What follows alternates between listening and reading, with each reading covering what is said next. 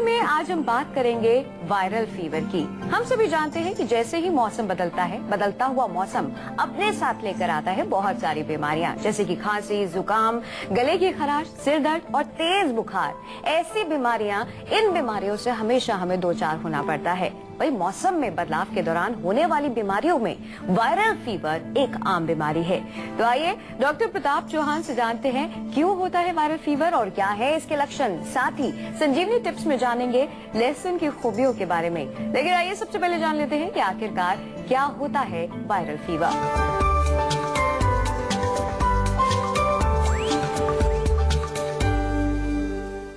क्या आप तेज बुखार से है परेशान? सिर और जोड़ों में रहता है दर्द, नहीं लगती है आपको भूख, तो हो जाइए अलर्ट। कहीं आपको वायरल फीवर तो नहीं?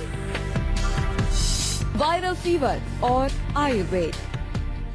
आइए सबसे पहले डॉक्टर साहब से यही जानते हैं कि वायरल फीवर क्या है और इसके होने के कारण क्या है जिसकी वजह से हम इसकी चपेट में आ जाते हैं। डॉक्टर साहब, ऐसा क्यों होता है कि वायरल फीवर बदलता मौसम जैसे ही आता है वायरल फीवर हो जाता है? सबसे पहले तो आप वायरल फीवर समझाइए क्या होता है। देखिए, वायरल फीवर जैसा कि शब्द से पता चलता है कि एक वायरस के द्वारा जो बुखार हमारे शरीर में हो जाए, वायरस का प्रवेश हमारे शरीर में, वायरस का मतलब कुछ कीटाणु होते हैं और ये चेंज ऑफ सीजन में भी हो सकता है। कभी कभार बरसात के सीजन में भी वायरल फीवर होता है। जब कभी भी हमारे वातावरण में कोई वायरस वो ज्यादा एक्टिव हो जाता है या ज्यादा मात्रा बढ़ जाती है, वायरसेस हमारे वातावरण में हमेशा रहते हैं लेकिन कभी कभार वो बहुत एक्टिव हो जाते हैं और उनका प्रकोप होता है जब हमारे शरीर के अंदर वो प्रवेश करते हैं तो वो बुखार पैदा करते हैं, जिसको वायरल फीवर कहा जाता है। तो पहला प्रश्न तो ये है कि वायरल फीवर होता क्यों है। तो आपने जैसा कहा कि मौसम के अनुसार भी हो सकता है। कभी कभार जब फेवरेबल कंडीशन मिलती है वायरस को एक्टिव होने के लिए, तो वो उस समय एक्टिव होकर के और जैसे भी वो किसी के शरीर के अंदर किसी प्रकार से प्रवेश करेगा, किसी भी माध्यम से वो प्रवेश करेगा, तो आपके शरीर में वो बुखार के लक्षण आपको मिलेंगे। आयुर्वेद की दृष्टि से अगर हम देखें तो दोषों की दृष्टि से हम कहेंगे कि पित्त का प्रकोप और कफ का प्रकोप, दोनों का प्रकोप इसमें जरूर मिलता है आपको। कफ का प्रकोप इसलिए क्योंकि आपको जो है कुछ लक्षण मिलते हैं कफ के। इसके अनुसार हम ये कहेंगे आयुर्वेद के अनुसार से कि अगर आपका ओजस जो है वो शरीर में कम है, यानी कि आपकी जो रोग प्रतिरोधक शक्ति जो है, इम्यूनिटी पावर अगर लो है, तो वो भी एक कारण बनती है। क्योंकि वायरस अक्सर कई बार हमारे वातावरण में मौजूद रहते हैं, लेकिन अगर आपकी इम्यूनिटी स्ट्रांग हो तो आपको वो प्रभावित नहीं करेंगे। इसलिए हम बार बार आपको ये समझाते भी हैं कि आपको अपने शरीर की जो इम्यूनिटी पावर है उसको स्ट्रांग रखना चाहिए।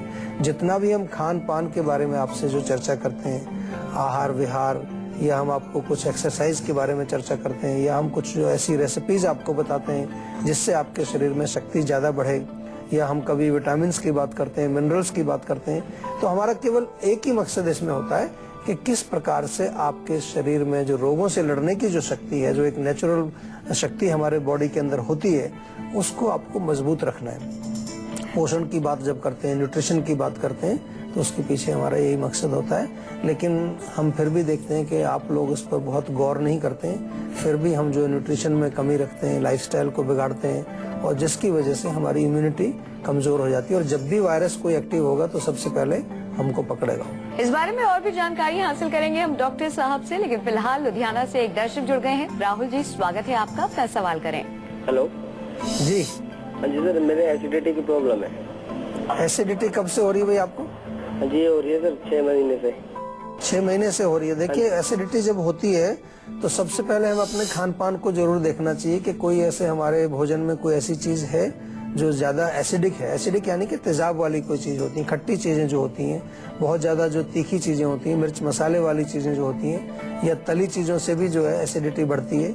कभी कभार ऐसा भी देखा है कुछ लोगों में हमने कि उनको मिठाई खाने से एसिडिटी बढ़ जाती है, कुछ लोगों को बहुत ज्यादा सोचने से एसिडिटी बढ़ जाती है। तो पहली चीज है कि अपने भोजन में आप इस तरह की चीजों को, जिसको कि आयुर्वेद की भाषा में हम पित्तवर्धक बोलते हैं, उनको जो है आप बिल्कुल मत लीजिए। दूसरा चीज, आपको एसिडिटी को नष्ट करने के लिए एंटासिड यानी कि अल्कलाइन फूड ज्यादा खाना है। नारियल पानी बहुत अच्छा रहता है, खीरा आप खा सकते हैं, या थोड़ा सा दूध ले लीजिए, 20 मिलीलीटर के करीब आधा कप पानी में घोल के उसे आप पी सकते हैं।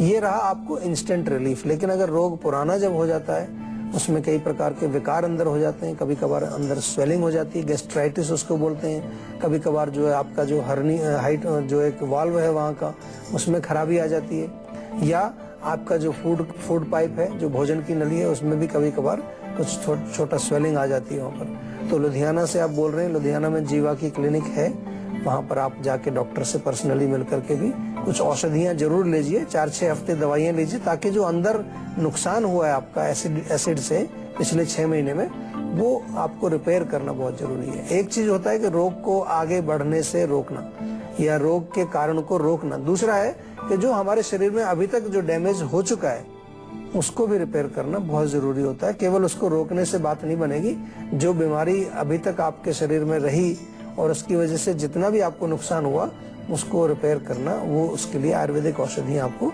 लेनी चाहिए। आज हम बात कर रहे हैं वायरल फीवर की। वायरल फीवर क्या होता है ये तो डॉक्टर साहब ने हमें समझा दिया, लेकिन जानते हैं जब हमें सचमुच वायरल फीवर हो जाता है तब हम उसे पहचान नहीं पाते। हम सोचते हैं कि ये आम बुखार है और ये सोचकर हम वायरल फीवर को नजरअंदाज कर देते हैं। आइए डॉक्टर साहब से जानते हैं कि आखिरकार इसके लक्षण क्या होते हैं, हम और आप कैसे पहचानें कि हमें वायरल फीवर हो गया है। डॉक्टर साहब, बुखार हम सभी जानते हैं, कभी कभी बुखार किसी न किसी को थकान की वजह से या किसी और कारण की वजह से होना लाजमी है, और ऐसे में जब हमें हकीकत में वायरल फीवर हो जाता है तो पहचान पाना मुश्किल होता है कि ये वायरल फीवर ही है। इसके लक्षण क्या हैं? लक्षण इसमें मुख्य रूप से तेज बुखार होता है, काफी तेज बुखार होता है और पूरे शरीर में अकड़ाहट होती है, दर्द होता है, पूरी बॉडी में पेन आपको होगा, आपकी मांसपेशियां अकड़ जाती हैं। इसके साथ साथ थकावट बहुत होती है, कमजोरी शरीर में बहुत ज्यादा आ जाती है। और आम तौर पर देखा गया है कि इसके साथ साथ जब वायरल फीवर होता है तो गला लोगों को खराब होता है, गले में कुछ आपको दर्द होगा, कभी कभार खांसी भी होती है और नाक से पानी भी बहने लगता है। ये तमाम लक्षण हैं। भूख कम लगती है, शरीर में शक्ति कम होने की वजह से आपको कुछ काम करने की इच्छा नहीं होती, और कभी कभार ऐसा भी देखने में आया है कि आपके पेट के अंदर भी जो है, जो पाचन की क्रिया है आपकी, उसमें विकृति कुछ न कुछ आ जाती है। भूख कम लगने के साथ साथ आपको एसिडिटी या गैस बनने के लक्षण भी हो सकते हैं, और कभी कभार ऐसा भी फीलिंग आती है कि वोमिटिंग आपको आने वाली है, नौसिया जिसको बोलते हैं। तो ये तमाम लक्षण अगर आपको हैं तो हम कह सकते हैं कि कोई ना कोई वायरस आपके शरीर में घुसा है, क्योंकि अलग अलग हमारे यहाँ आयुर्वेद में भी कई प्रकार के बुखार या कई प्रकार के ज्वर रोग हम इसको कहते हैं, उसका वर्णन किया गया है। पित्त का भी है, कफ का भी है, और जो है सन्निपातस यानी कि जो मिक्सचर करके होते हैं, और विषम ज्वर भी एक बताया गया है। विषम ज्वर में यानी कि जब उसका जो वेग होता है वो विषम होता है, कभी बुखार आया फिर उतर गया, फिर बुखार चढ़ गया, तो उस प्रकार से आयुर्वेद में वर्णन है। और वायरल फीवर बहुत कॉमन है आजकल, बड़े कॉमन देखने को मिलते हैं, विशेष तौर पर क्योंकि हमारी शरीर की इम्यूनिटी दिन प्रतिदिन कमजोर होती जा रही है।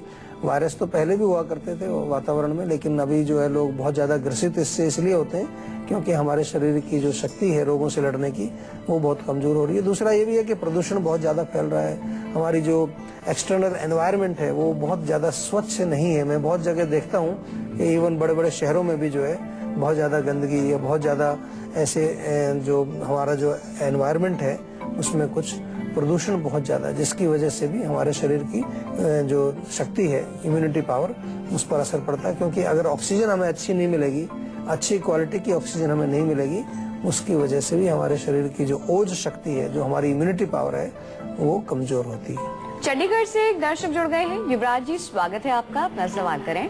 हाँ जी, मेरे ना आज से 4 साल पहले एक्सीडेंट हुआ था जी, तो फ्रैक्चर हो गया था, वो तो जुड़ गया, लेकिन अच्छा। सर्दी के समय में बहुत दर्द होता है, बहुत एलोपैथिक इलाज ले लिया इसके, लेकिन सही नहीं हो रहा है। देखिए, कोई भी चोट का दर्द जो होता है या कहीं चोट लगी होती है शरीर में, हड्डी टूट गई है या कुछ वैसे गुम चोट लगी है आपको अंदर, तो आमतौर पर जब ठंड बढ़ेगी तो उसमें पेन आता है। क्यों आता है? क्योंकि सर्दी के समय में थोड़ा सा वहाँ ठंड की वजह से अकड़ाहट बढ़ जाती है, कभी कभार वहाँ जो है खून का जो सर्कुलेशन है वो थोड़ा सा कम पड़ जाता है ठंड की वजह से, खून जैसे कहते हैं ना जम जाता है, ऐसा कहते हैं सर्दियों में। तो उसको गर्माइश चाहिए, उसको गर्म रखने की आपको कोशिश करनी है। गर्म कैसे रखेंगे? सबसे बढ़िया वहाँ पर मालिश किया करें, हल्का सा गर्म करके तिल का तेल गुनगुना करके उससे मालिश करें।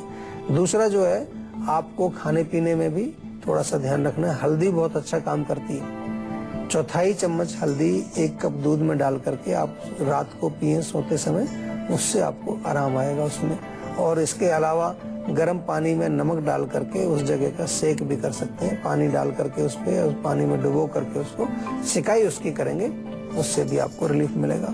कोई रोग नहीं है ये, केवल आपको जो चोट लगी या एक्सीडेंट हुआ उसकी वजह से जो चोट लगी, वो चोट अब तो आपकी रिपेयर हो चुकी है, हड्डी वहाँ जुड़ चुकी है, लेकिन क्योंकि वो कमजोरी वहाँ आ गई है उसकी वजह से वहाँ कभी कभार आपको दर्द हुआ करेगा। कभी कभार बरसात के दिनों में भी मैंने देखा है कि जब बहुत ज्यादा बरसात हो, बादल हो, तब भी कई लोगों को दर्द वहाँ होता है, और ठंड में तो होता ही होता है। बात चल रही है आज वायरल फीवर की। सपोज कीजिए आप और हम वायरल फीवर से बीमार हैं, ऐसे में हमें क्या करना चाहिए, किस तरह से हम इससे बचें, किस तरह से इसे हम कम कर सकते हैं, दूर कर सकते हैं, क्या है आज की संजीवनी? आइए जानते हैं डॉक्टर साहब से।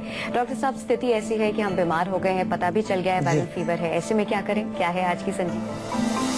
देखिए, हम संजीवनी में यही बताते हैं कि जो चीजें आपके घर में उपलब्ध हैं और इजीली, और उनको आप प्रयोग कर सकते हैं। तुलसी का आपने नाम सुना होगा, तुलसी के पत्ते आपको मिल जाएं अगर, तो 5-6 पत्ते पीस करके और उसको आप पानी में घोल करके दिन में 2 बार पिए, तो उससे आपको रिलीफ मिलता है। और भी नहीं तो आपके घर में प्याज लहसुन आमतौर पर होता ही है।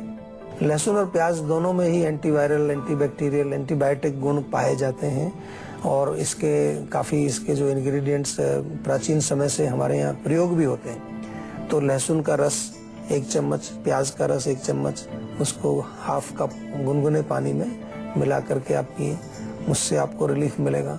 ताज़ा अदरक का रस निकालें, उसमें थोड़ा सा जो है तुलसी के पत्तों का रस 1 चम्मच और 1 चम्मच ताज़ा अदरक का रस और शहद में मिला करके ये सब आप लें। अगर गला खराब है आपका, उसमें कुछ दुखन है गले में, तो 1 गिलास पानी में थोड़ा सा सेंधा नमक मिला करके उससे गरारे कर सकते हैं आप, या मेथी को पानी में उबाल करके उससे भी गरारे करने से आपको लाभ मिलेगा। और इसके साथ साथ जैसा मैंने आपको बताया शुरू में कि हमेशा जब भी आपको बुखार हो, ड्यूरिंग फीवर आपको खाना लाइट खाना चाहिए।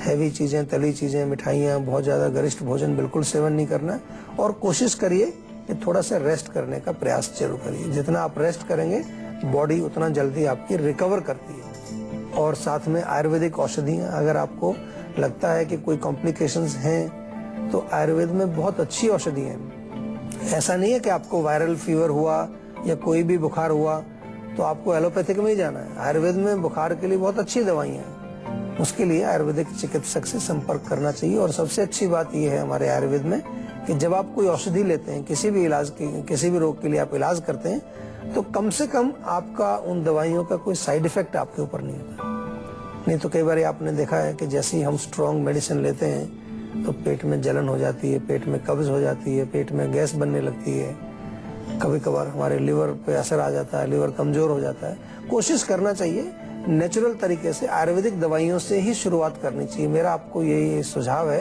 कि आयुर्वेदिक दवाइयों से शुरुआत करनी चाहिए। अगर बहुत कोई इमरजेंसी है और आपको लगता है कि भाई आयुर्वेदिक दवाई से एकदम से रिजल्ट नहीं आ रहा है आपको और ज़्यादा तकलीफ हो रही है, तो हम आपको कभी मना नहीं करते। साथ में एलोपैथिक दवाइयों का भी प्रयोग आप कर सकते हैं। हमारा गोल ये है, उद्देश्य है कि रोगी ठीक होना चाहिए और पूर्ण रूप से ठीक होना चाहिए, जड़ से रोग चला जाए। चाहे कोई भी पैथी आप प्रयोग करें, हमें कोई परहेज नहीं है किसी चीज से, किसी से द्वेष नहीं है। हम चाहते हैं कि आप स्वस्थ रहें।